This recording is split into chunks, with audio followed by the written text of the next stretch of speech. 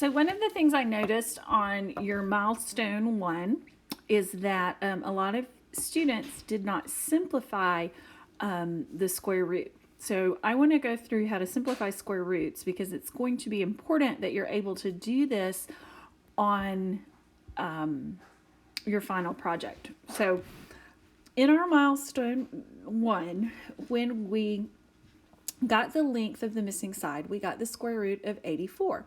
The square root of 84 is not a perfect square, however, it can be simplified.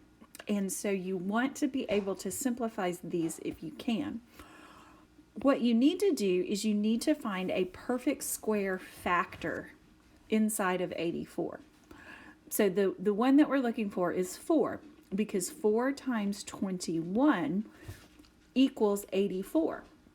So while 84 can't be simplified, 4 can be. So we can take the square root of 4, and we're going to put that on the outside. The square root of 4 is 2. Then we are going to leave the 21 on the inside. Now there are no perfect square factors for 21. So 2 on the square root of 21 is your final answer.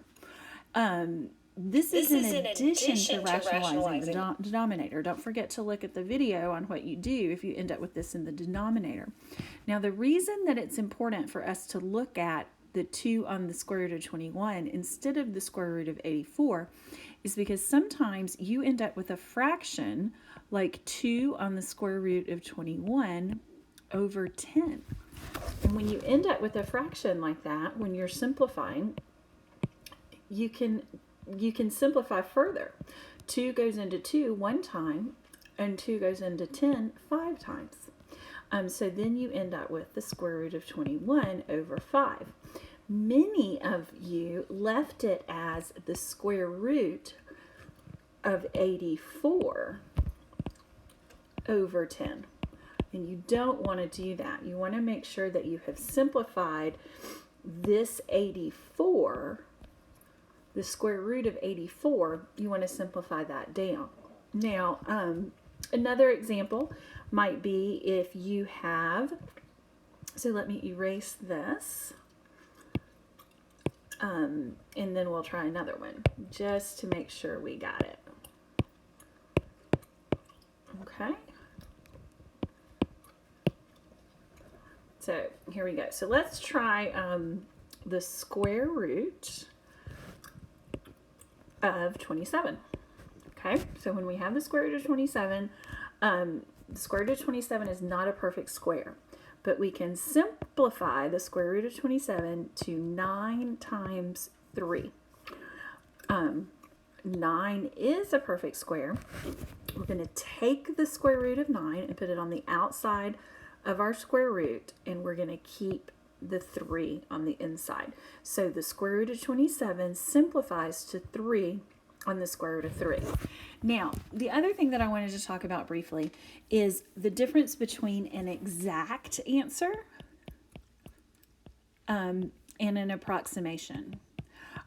Our square roots, any of our square roots that are not perfect, like square root of 84 is not perfect. So if we took the decimal approximation of that decimal goes on forever because it's an irrational number.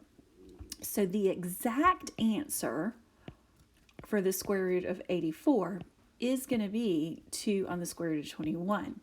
If you turn that into a decimal, it's no longer exact. It's just approximate. And let me see what that is. So the approximation of the square root of 84 is 9.1651513, and that keeps going. And you don't want to use that. You don't want to use that in these because the directions do say exact. So that's the difference between exact and an approximate answer, and we want to stay with those exact. So as always, if you need that for anything or if you have questions about it, don't hesitate to call me or email me.